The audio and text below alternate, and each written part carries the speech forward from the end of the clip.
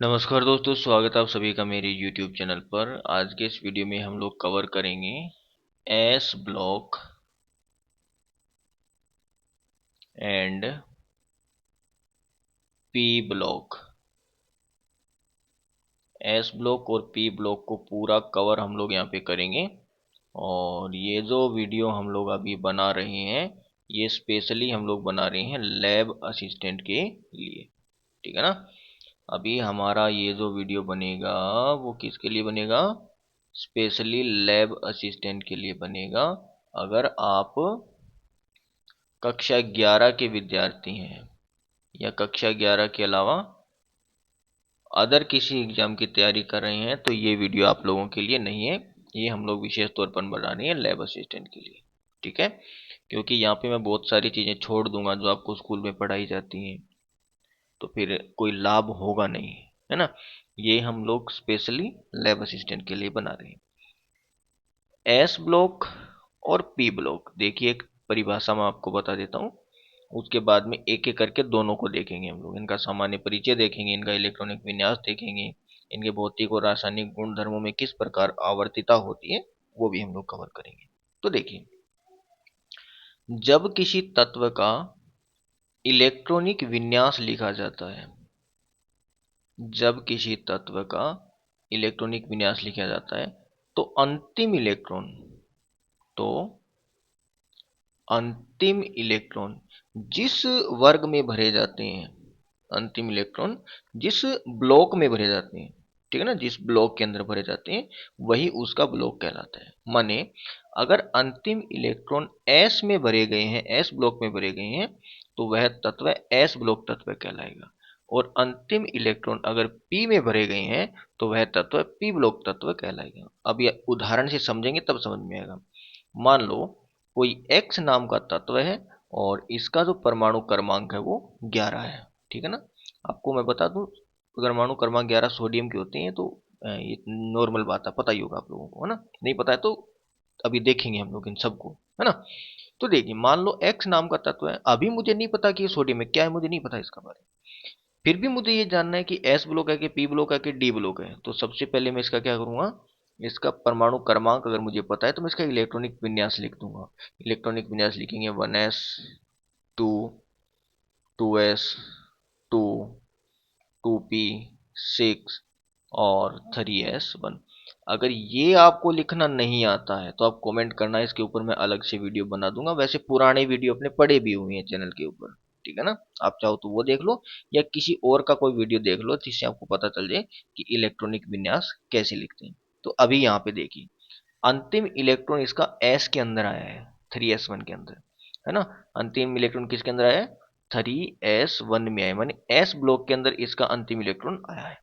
तो अगर अंतिम इलेक्ट्रॉन एस में आया है तो यह तत्व एस ब्लॉक तत्व है, ठीक है। दूसरा उदाहरण लेते हैं। मान लो किसी का परमाणु क्रमांक है 17, ठीक है, और ये वाई नाम का तत्व है। वैसे आपको पता है 17 परमाणु क्रमांक क्लोरीन के होते हैं, है ना। फिलहाल मुझे नहीं पता कि ये क्लोरीन है, मुझे इतना पता है कि वाई नाम का कोई तत्व है, इसका परमाणु क्रमांक 17 है।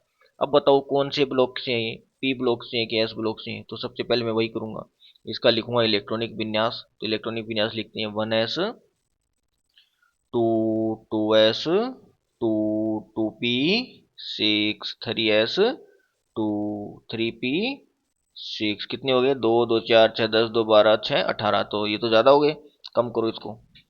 3p 5 हो गए 17। 2, 2, 4, 2, 2, 2, 4, 6, 10, 2, 12 और 5, 17। तो अभी अंतिम इलेक्ट्रॉन आ गया अपना p के अंदर, 3p5। अंतिम इलेक्ट्रॉन किस में आ गया? p में आ गया। तो अब इसका जो ब्लॉक होगा वो p ब्लॉक होगा, p ब्लॉक। माने अंतिम इलेक्ट्रॉन जिस ब्लॉक में भरे जाते हैं वह तत्व उसी ब्लॉक का कहलाता है। अंतिम इलेक्ट्रॉन अगर p में भरे गए तो p ब्लॉक तत्व है, और अंतिम इलेक्ट्रॉन अगर d में भरे गए तो d ब्लॉक तत्व है। अंतिम इलेक्ट्रॉन s में भरे गए तो s ब्लॉक तत्व है, ठीक है ना। ये इसकी सामान्य परिभाषा होगी कि कोई तत्व किसी ब्लॉक से संबंधित होता है तो वो क्यों होता है, ठीक है। चलिए अब शुरुआत करते हैं हम लोग। सबसे पहले एस ब्लॉक को समझ लेते हैं। एक नया पेज ले लेता हूं मैं यहाँ यहां देखो, शुरुआत करते हैं हम लोग एस ब्लॉक तत्व। एस ब्लॉक तत्व में कौन कौन से तत्व आते हैं उनको चलिए जानते हैं। सबसे पहले एस ब्लॉक तत्व के अंदर आता है दो वर्ग, वर्ग संख्या 1 और वर्ग संख्या 2। ये दो आते हैं, प्रथम वर्ग और द्वितीय वर्ग दोनों के दोनों किस में आते हैं, एस ब्लॉक के अंदर आते हैं। इसका इलेक्ट्रॉनिक विन्यास होता है 1s1 और इसका होता है 1s2। अब ये 1 की जगह पे मैं लिख देता हूँ NS1 और NS2। ये मैंने क्यों लिखा है, क्योंकि प्रथम आवर्ती में तो 1s हो जाएगा, दूसरे में तो 2s हो जाएगा, तीसरे में तो 3s हो जाएगा। तो यहां पे मैं लिख दूं कि यहां n बराबर आवर्त, ठीक है ना, n बराबर क्या है, आवर्त हो गया। तो वर्ग 1 का सामान्य इलेक्ट्रॉनिक विन्यास हो गया NS1 और वर्ग 2 का हो जाएगा NS2।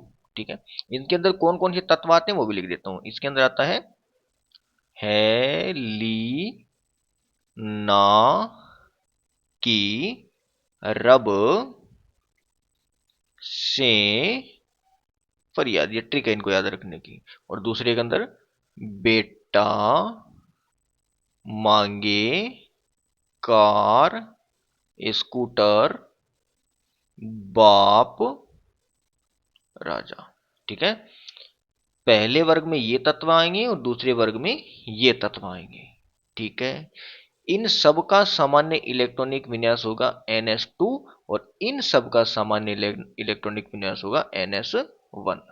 ठीक है, अब इनके बारे में और जानकारियां लिख लेते, जो सामान्य जानकारी है, कलर बदल के लिखेंगे थोड़ा सुंदर लगेगा, है ना। देखिए, पहले वर्ग के जो तत्व होते हैं उनको कहते हैं क्षार धातु। ये नाम याद रखना, क्षार धातु बोलते हैं। पहले वर्ग के तत्वों को क्या बोलते हैं, क्षार धातु। दूसरे वर्ग के जो तत्व होते हैं इनको कहते हैं क्षारीय मृदा धातु। क्षार धातु और क्षारीय मृदा धातु। ठीक है, पहले वर्ग को क्या कहते हैं, क्षार धातु, दूसरे वर्ग को क्षारीय मृदा धातु बोलते हैं। इतनी बात समझ में आई। अगली खास बात क्या है, अगली खास बात यह है कि पहला वर्ग और दूसरा वर्ग दोनों अपने इलेक्ट्रॉन त्यागेंगे और धनायन बनाएंगे।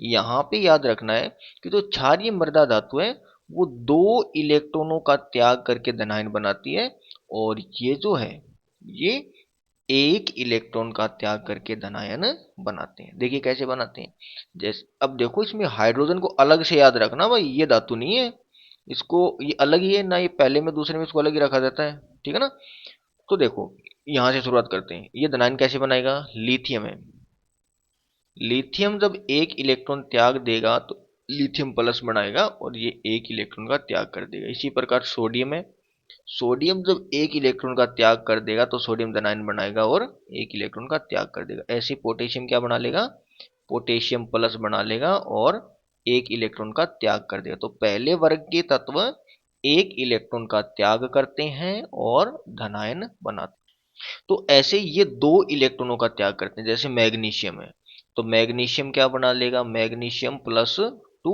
प्लस 2 इलेक्ट्रॉनों का ये त्याग कर देगा। ऐसी कैल्शियम है, तो कैल्शियम कैल्शियम बना लेगा कैल्शियम +2 प्लस 2 इलेक्ट्रॉन, माने ये 2 इलेक्ट्रॉनों का त्याग करके धनायन बनाते हैं और ये 1 इलेक्ट्रॉन का त्याग करके धनायन बनाते हैं।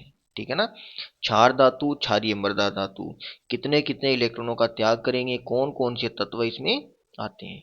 ठीक है, अब एक बहुत ही ज्यादा सामान्य जानकारी ये है कि आवर्त सारणी में ये लेफ्ट हैंड साइड में रहते हैं। आवर्त सारणी में कहाँ रहते हैं, लेफ्ट हैंड साइड, सबसे ज्यादा लेफ्ट जो शुरुआती तत्व है ना, पहला दूसरा वर्ग, ये वो यही है। ठीक है, लेफ्ट हैंड साइड में रहते हैं और बहुत ही ज्यादा सक्रिय होते हैं। ये क्या होते हैं, ज्यादा सक्रिय तत्व होते हैं, और ज्यादा सक्रिय होने के कारण यह मुक्त रूप में नहीं पाए जाते। और मुक्त रूप में नहीं पाए जाते तो किस में पाए जाएंगे? ये अपने कंपाउंड फॉर्म में पाए जाएंगे। मुक्त रूप में नहीं पाएंगे तो कंपाउंड फॉर्म के अंदर पाए जाएंगे। कंपाउंड इसका क्या हो गया? जैसे ऑक्साइड हो गया तो Na2O। अब ये खुद बहुत ज्यादा एक्टिव होता है तो ये किस फॉर्म में आगे बदल जाएगा? ये NaOH में बदल जाएगा। जैसे CaO, कैल्शियम ऑक्साइड है, इसको ये बिना बुझा हुआ चूना है, ठीक है ना। और जब इसको पानी में मिला दिया जाता है तो CaOH होल ट्वाइस बना लेता है, ठीक है। MgO, MgOH का होल ट्वाइस, ये ऑक्साइड है ये इनके, और ये इनके हाइड्रोक्साइड है। एस ब्लॉक तत्व बहुत ज्यादा सक्रिय होने के कारण मुक्त अवस्था में नहीं पाई जाती है, अपने कंपाउंड के रूप में पाए जाते हैं। और कंपाउंड के कुछ उदाहरण मैंने यहाँ पे आपको दिए हैं, ठीक है ना।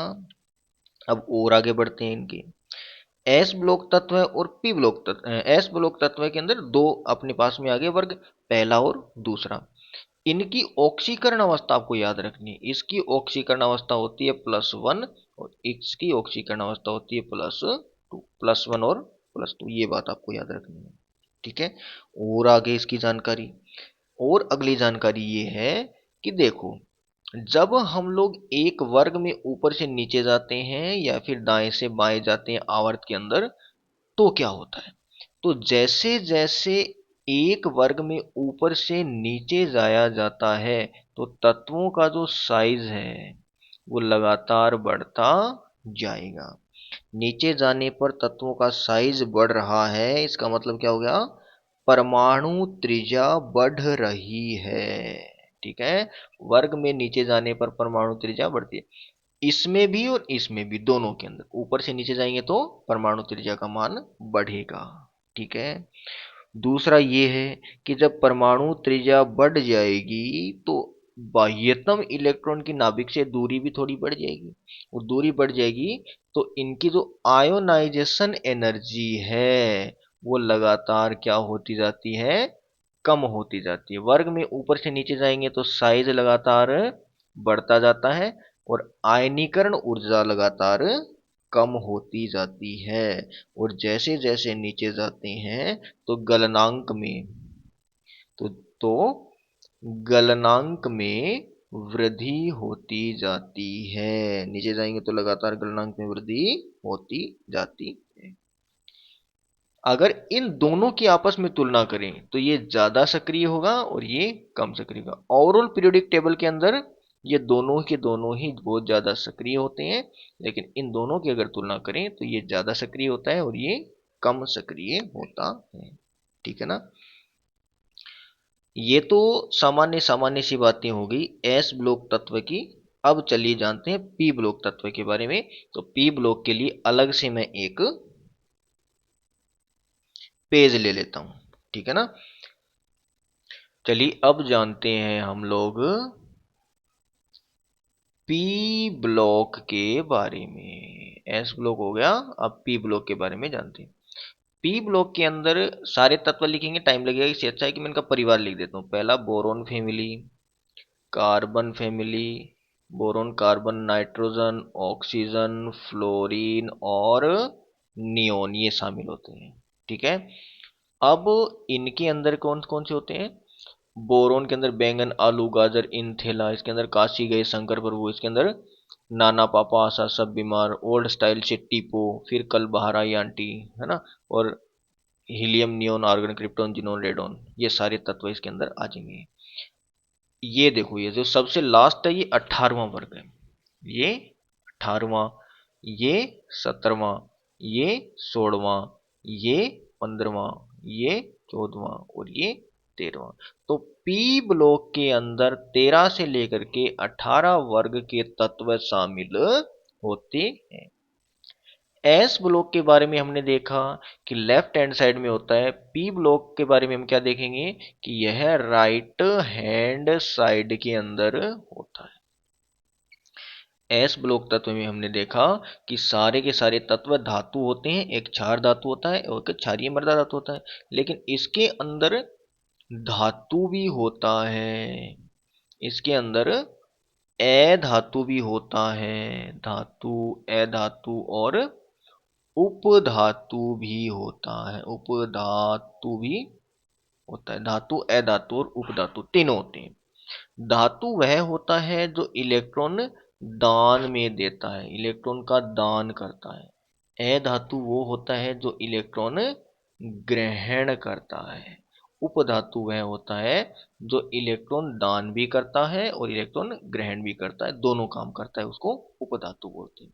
उदाहरण के लिए जैसे मैं बोलूं यहाँ पे एल्यूमिनियम, ठीक है ना, तो एल्यूमिनियम धातु है क्योंकि इलेक्ट्रॉन दान करता है। अगर मैं यहाँ पे बोलूं क्लोरीन, बताओ धातु है कि अधातु है? क्योंकि इलेक्ट्रॉन ले लेता है, Cl माइनस बना लेता है, ये Al+3 बना लेता है, माने ये इलेक्ट्रॉन दान करके धनायन बनाता है, ये धातु है। ये इलेक्ट्रॉन ग्रहण करके ऋणायन बनाता है, ये अधातु है। और यहाँ पे अगर मान लो मैं सिलिका जर्मेनियम की बात करूं तो ये इलेक्ट्रॉन ले भी लेता है और इलेक्ट्रॉन दान में भी दे देता है, तो ये उपधातु हो जाएगा। धातु, अधातु और उपधातु तीनों के तीनों इसके अंदर शामिल हो जाती हैं। अब देखिए इसका इलेक्ट्रॉनिक विन्यास देखना, बड़ा इंटरेस्टिंग चीज है, अब याद रखना। यहां से शुरू होगा NS2 NP1 और यहां से कर दूं कि 1 to 6, ठीक है, इतने में ही निपट गया। कैसे? देखो इसका NS2NP1, इसका NS2NP2, NS2NP3, NS2NP4, NS2NP5, NS2NP6, यहाँ पे लिख देता हूँ NS2NP6, माने पहले एक बरो, फिर दो बरो, तीन बरो, चार बरो, ऐसे बढ़ते बढ़ते चले जाना है। तो इसका सामान्य इलेक्ट्रॉनिक विन्यास ऐसे लिख दें कि NS2 और NP1 to 6, ये इसका सामान्य इलेक्ट्रॉनिक विन्यास होता है। ठीक है, इसके अंदर जितने भी तत्व शामिल हैं वो, उनमें देखो एक तो नाइट्रोजन, नाइट्रोजन आपको N2 के रूप में वातावरण में मिल सकता है, ऑक्सीजन आपको O2 के रूप में मिल सकता है, ठीक है ना। इनको कहते हैं कि ये अपना स्वतंत्र अस्तित्व अकेले अकेले रहते हैं। बाकी क्या होगा, ये एक ये हो गया जो अक्रिय गैस है, ये भी स्वतंत्र रह सकती है। तो इनमें कुछ तत्व ऐसे हैं जो स्वतंत्र अवस्था में रह सकते हैं, माने या तो अक्रिय गैस की तरह बिल्कुल स्वतंत्र रहे, और या फिर अपने ही किसी दूसरे परमाणु के साथ में संयोग करके अणु बना करके रहे। बाकी सारे के सारे तत्व इसी के मुक्त और संयुक्त, संयुक्त में कंपाउंड की फॉर्म में ये रहते हैं। ठीक है, इनकी अगर मैं बात करूं ऑक्सीकरण अवस्था की, तो पहला जो बोरोन परिवार है, बोरोन परिवार की ऑक्सीकरण अवस्था होती है 1 और 3, यानी इसकी ऑक्सीकरण अवस्था 1 भी हो सकती है और 3 भी हो सकती है। कार्बन परिवार की ऑक्सीकरण अवस्था की अगर बात करें तो ये 2 और 4 दोनों हो सकती है, सामान्यतः 4 होगी, रेयर केस में 2 भी होती है। ठीक है, नाइट्रोजन की बात करें तो इसकी ऑक्सीकरण अवस्था 3 और 5 होती है। नाइट्रोजन की तो 3 ही हो सकती और नीचे वालों की 3 और 5 भी हो सकती है। ठीक है, अगर हम लोग बात करें ऑक्सीजन परिवार की, तो ऑक्सीजन परिवार की जो ऑक्सीकरण अवस्था है वो होती है, एक तो दो होती है, ठीक है ना, 2 होती है, 4 होती है और 6 होती है। ऑक्सीजन की 2 होगी, बाकी की 2, 4, 6 होगी। इसकी 1, 3, 5 और 7, ये इनकी ऑक्सीकरण अवस्था हो सकती है। इसकी 1 होगी, बाकी की 1, 3, 5, 7 होगी। इसकी बड़ी इंटरेस्टिंग है, इसकी 0 भी हो सकती है, यानी ये इलेक्ट्रॉन दे ही ना, है ना, मतलब ना साझा करे, कुछ नहीं करे, अकेला ही रहे, तो 0 हो सकती है। 2 भी हो सकती है, 4 भी हो सकती है, 6 भी हो सकती है और 8 भी हो सकती है। तो इनकी ऑक्सीकरण अवस्था 0, 2, 4, 6 और 8, ये इनकी सामान्य ऑक्सीकरण अवस्थाएं होती हैं। ठीक है, अब बात करते हैं कि वर्ग में ऊपर से नीचे जाने पर क्या होगा और आवर्त में बाएं से दाएं जाने पर क्या होगा, माने आवर्त इधर जाएंगे तो क्या होगा और ऊपर से नीचे आएंगे तो क्या होगा। तो देखिए, पहली बात है साइज की, तो ऊपर से नीचे जाएंगे तो साइज इंक्रीज होगा, साइज बढ़ेगा, और लेफ्ट टू राइट जाएंगे तो साइज डिक्रीज होगा, माने साइज लगातार घटता जाएगा। आवर्त में बाएं से दाएं जाने पर आकार घटता है और वर्ग में ऊपर से नीचे आने पर आकार बढ़ता है। आयनीकरण ऊर्जा की अगर हम लोग बात करें तो आवर्त में बाएं से दाएं जाने पर आयनीकरण ऊर्जा आयोनाइजेशन एनर्जी बढ़ती है और ऊपर से नीचे जाने पर आयोनाइजेशन एनर्जी घटती है। ठीक है, याद रखना इसको। ठीक है, ये बात हो गई कि वर्ग में जाने पर क्या होगा और आवर्त में जाने पर क्या होता है। ठीक है, ये बिल्कुल सामान्य सा परिचय हो गया अपना एस ब्लॉक और पी ब्लॉक का।